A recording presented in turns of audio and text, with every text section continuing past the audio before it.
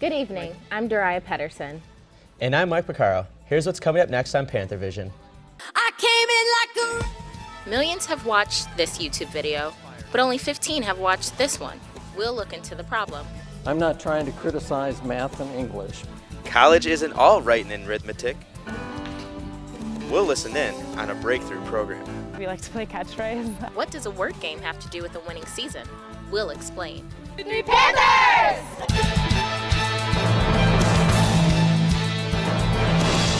From the University of Wisconsin-Milwaukee, this is UWM Panthervision. A weekly newscast reported, written, and produced by students in the Department of Journalism and Mass Communication.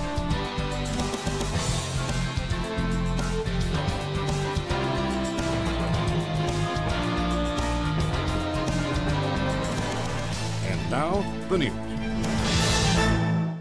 Good evening. Is UWM's reputation more important than your safety? Wait until you hear what a top university official told us. Josh Weber joins us now to explain. Josh? Thanks, Mike. At issue is informing students about what to do if there's ever an active shooter on campus. University police offer a training class, but as we showed you last week, few, if any, students show up. And now an associate vice chancellor tells me requiring students to watch a training video at freshman orientation would make parents paranoid. What happens when you're daydreaming in class and the sound of gunshots snap you out of it? How do you respond? Honestly, I don't know. I haven't really thought about it. According to the UWM police, there's a video that you should watch. No, not that video. This one. Shots fired on campus. The big difference between the two? One has millions of views, while the other has fewer than 30, but could save your life. I think it's on a case-by-case basis whether people want to receive that information. But many students aren't aware of the training available. Has anyone in this room seen the active training video? If you have, keep your hand in the air. According to Associate Vice Chancellor Jeffrey Hurtado, the university doesn't require training because they don't want to scare people. Because I think it would be the parents that would be more paranoid, that they're sending their kids to an unsafe campus. So we want to get the message across, but not create hysteria or paranoia. We still have fire drills, yet we don't live in constant fear of a fire. Why not a lockdown drill? I don't know that we would do a lockdown drill. So remember, the protocol now is if you can get out safely, get out. As we showed you in an earlier report, the downtown MATC campus does a lockdown drill. And UWM alumnus John Monroe told us he survived the Navy Yard shooting in September thanks to locking himself in a room while the shooter stalked the halls. You have to run out into an open space in order to get out of the door because we're on the second floor. So at that point we realized, after we had heard maybe 6 or 7 shots by that time, that we couldn't run out. It is a rare event, but so are hurricanes and so are tornadoes, and so are earthquakes. But we still train for them. We've trained from them as kids. We, hide them near desks. But for active shooter, we don't. I think it's necessary these days. And if people don't do it, to me, it's almost a form of malpractice. You have to do that. So Josh, are students expected to go to the police website to watch this video? Well, you can find the link on the police website for the video. But like we said earlier, Officer Brown does offer a training class where he'll show the video and give training tips. But no one has shown up for those classes in the times that we have gone there. So how can students find out if there is an emergency situation on campus? Well, UWM has a safe alert text system.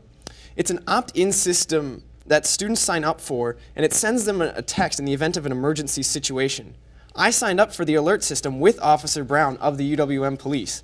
Signing up only took a few moments, and you can find the link to the sign up on the UWM Police website. Thank you, Josh. Thank you. You're welcome.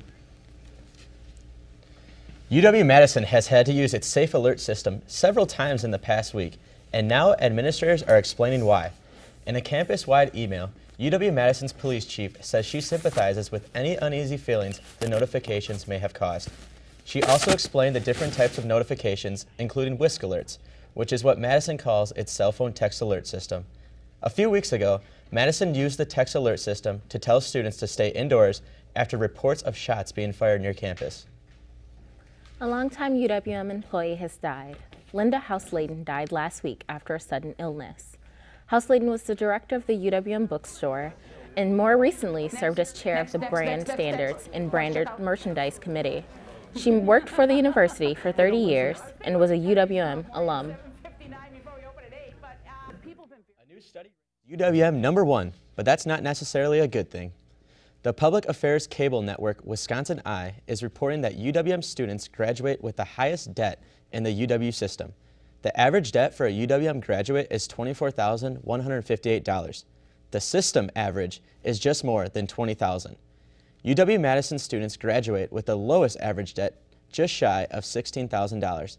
UWM Chancellor Mike Lovell says that socioeconomic status of the families of UWM students is one factor contributing to the high debt. Debt is just one issue facing new students. Freshmen often have a hard time adjusting to college, but as Kevin Grinke discovered, there's a place on campus that can help. Kaylee Kroschel is a freshman who hopes to stick around next year. She reaches out to one of the many resources that the Student Success Center has to offer. A lot of kids don't, they said 80% of the kids don't email them back, and I was one of the kids that did, and I'm glad I did. Kroschel is referring to the email she sent Crystal McCain, her mentor at the SSC, which is a campus organization that helps students on and off campus. And so I'd probably be failing my classes if it weren't for her. The retention rate is an issue at UWM. Between fall 2011 and 2012, 32% of first-year students never returned. Erica Polak, the director of SSC, is serious about raising the rate. So feeling comfortable, having fun, all of those are important aspects of student success that lead to retention. To keep students in the classroom, the SSC hosts events like Who Killed Tim E., a fun time management activity for Halloween. So ultimately, what we're looking at with retention, when you look at the research, the term is engagement. So the more students engage, the more likely they are to be both academically successful and be retained. Research shows that students are more likely to come back if they succeed. And we're really able to provide great residential living options, living learning communities, organizations, ways to get involved, internship. However, the SSC isn't the only organization on campus that wants to bring first-year students back for more. Any book on retention or any conference I go to, the key factor is that retention is everyone's job. As Kroschel continues her education, she is thankful for UWM's help. Well, I really appreciated that because I definitely needed it. From Milwaukee, I'm Kevin Grinke for Panthervision. The Student Success Center says their goal is to increase the freshman retention rate to above 90%. Freshman retention is just one part of the enrollment equation. Freshman recruitment is another part. This is the time of year when UWM used to hold its open house, a huge event in the Union designed to recruit high school seniors. The event drew between 3,000 and 4,000 visitors each year, but there is no open house this year. It's being replaced by an event called Meet Milwaukee. About 300 signed up to attend the October event. Increases in UW-Madison's freshman class is bad news for UW-Milwaukee. Madison increased its in-state freshman enrollment by 9.5% this year. This is the second year in a row Madison has accepted more resident applications. UWM, on the other hand, is down in both total and in-state enrollment. Chancellor Michael Lovell says Madison accepting more in-state freshmen is part of the reason for the UWM enrollment drop.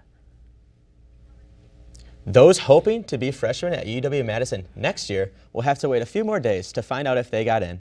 The university is extending what they call their first notification deadline by 3 days because of computer glitches.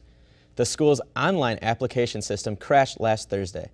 Admission officials say online traffic hit a record number that day, but it's unclear whether that caused the crash. Funding for student clubs at UWM is a perennial concern, but there's been a big change in how sports clubs are being funded. Panthervision's Joe Horning has the story.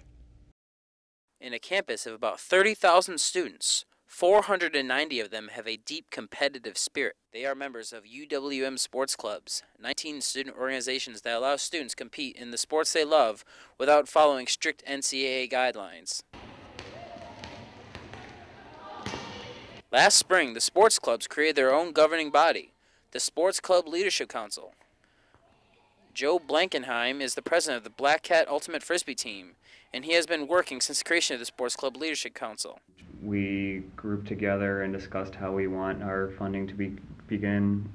We kind of created a subgroup of that, which is the Sports Club Finance Committee, and our funding model got away from going through the SAT grant system. Melissa Moutry is Sports Club Coordinator and has helped to usher in a new era of sports clubs. Moutry is proud of how the Sports Club Leadership Council has helped promote unity amongst the clubs. Yeah, we're really trying to build a community amongst the sports club participants. This unity was first shown last spring when the Student Association was trying to reduce the sports club's funding. I don't think it would have happened if the sports clubs didn't come out and participants come out and really voice their opinion. With the creation of the SCLC, it has led to a lot of benefits for the various clubs, such as more money for events. Yeah, groups are able to go to a lot more different types of competitions. They're able to travel with a lot more ease. With additional funding, there are options for future sports clubs, such as Olympic handball and women's lacrosse.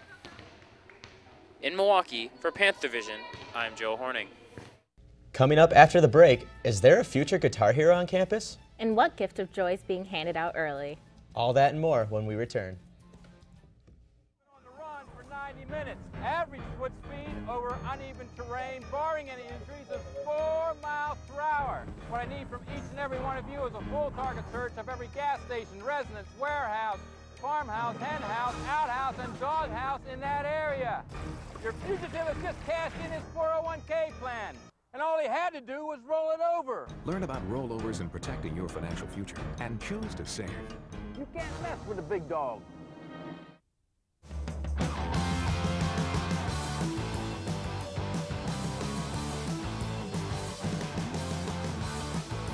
This is where powerful ideas lead to proven results.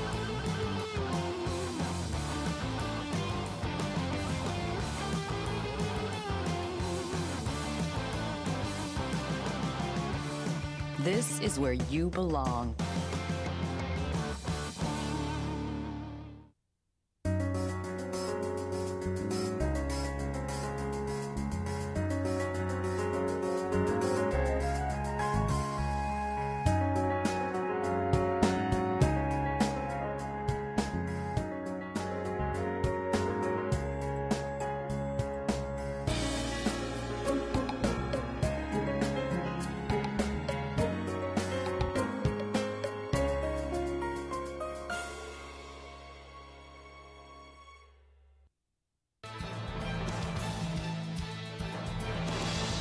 Thanks for watching UWM Panthervision, judged Best Student Newscast by the Northwest Broadcast News Association. Panthervision is produced by students in the Department of Journalism and Mass Communication in association with Milwaukee Area Technical College.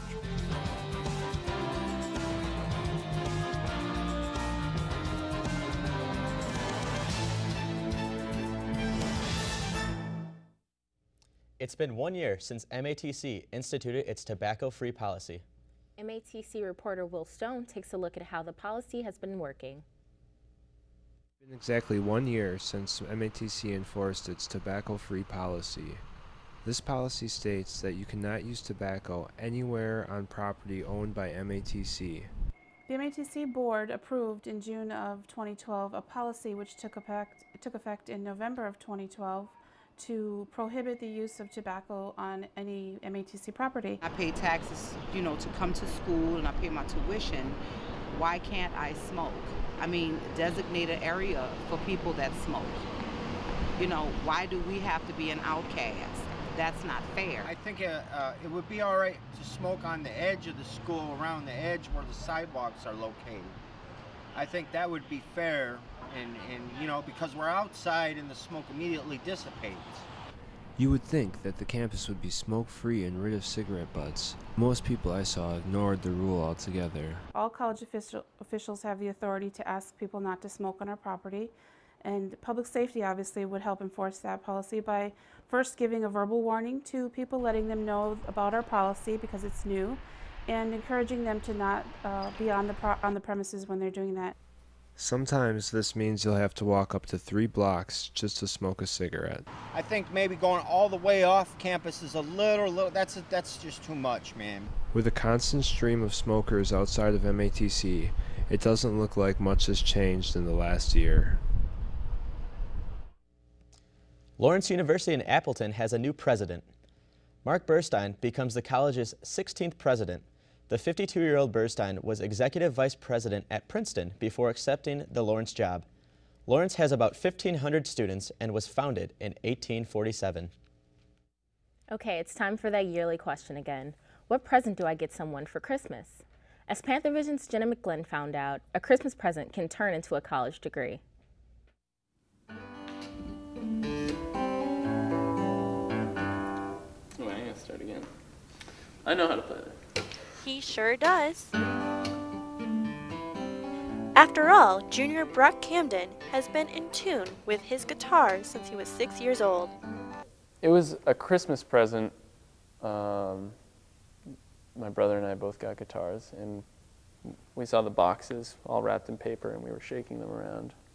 Growing up in Burlington, Ontario, just outside Toronto, Camden was influenced by legendary artists John Fahey and Leo Kaki, which are a couple big fingerstyle guys. Fingerstyle is one of the 4 guitar programs at UWM that covers everything from blues to Celtic. Director of Guitar Studies John Strobes says it's a time for great experimentation in the field. I'm not trying to criticize math and English, but it's exciting to be involved in a field that's just opening up for the first time. UWM's guitar program has drawn students like Michael Fenner from New Zealand, who has found a home at UWM. It's bizarre because this is the one place in the world that I can have a conversation with someone else about fingerstyle, and they'll know what I'm talking about and be able to converse with me. If we're talking fingerstyle, then we have to talk about fingernails. Like, I've got different grade nail files with sandpaper at the end to like buff them out, and wow. It's actually a big part of it. And what happens if they break one, may you ask? You cry for a long, long time. In Milwaukee, I'm Jenna McGlynn for Panthervision.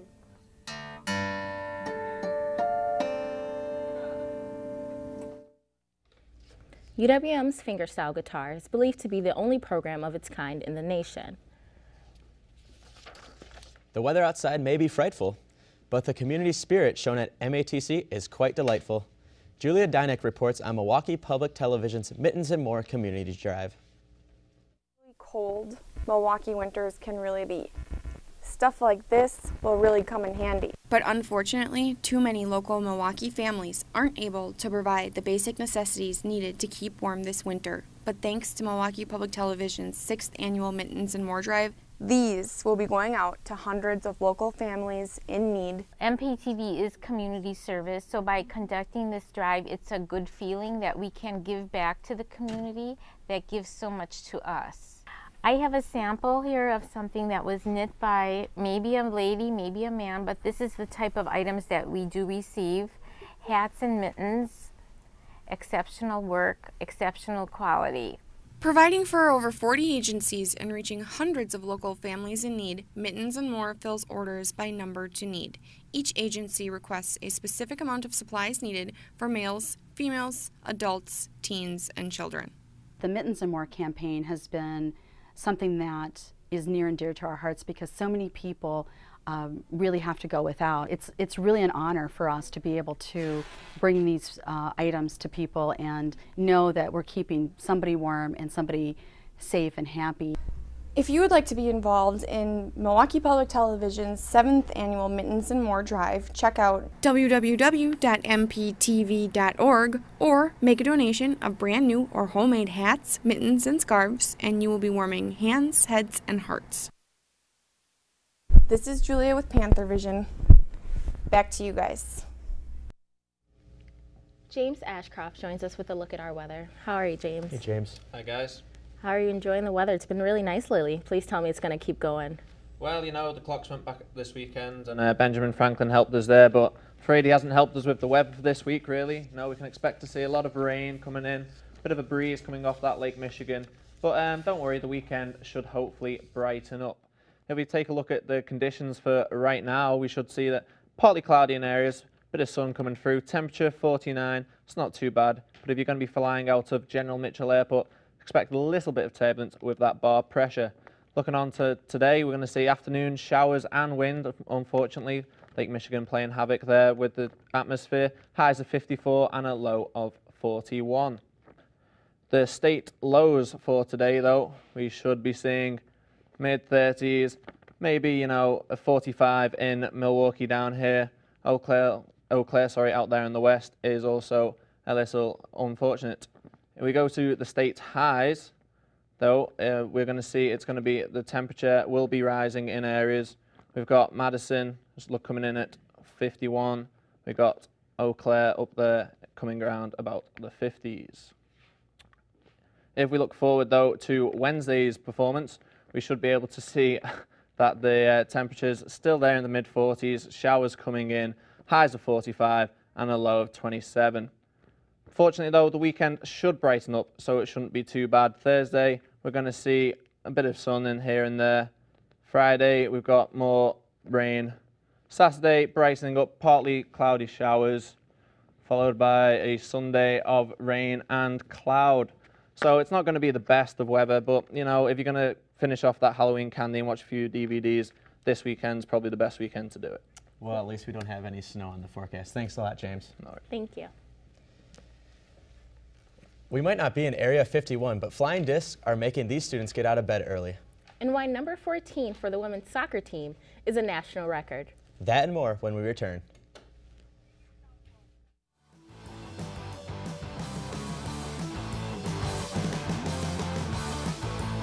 This is where powerful ideas lead to proven results.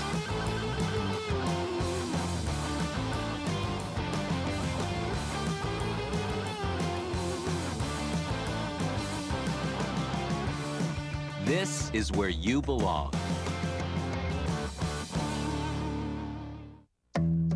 Minds can achieve anything. We make sure they get to college. Federal student aid provides more than $150 billion in grants, loans, and work-study funds to make college possible for anyone with the mind to get there. Because if given the chance, minds will do great things. Federal Student Aid, proud sponsor of the American Mind. Learn more about money for college at studentaid.gov.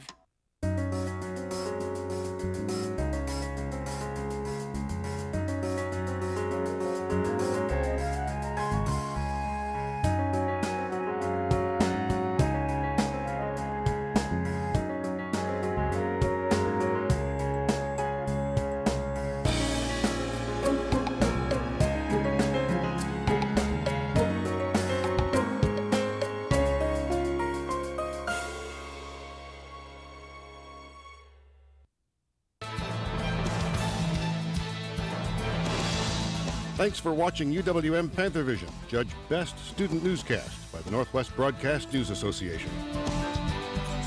Panthervision is produced by students in the Department of Journalism and Mass Communication in association with Milwaukee Area Technical College.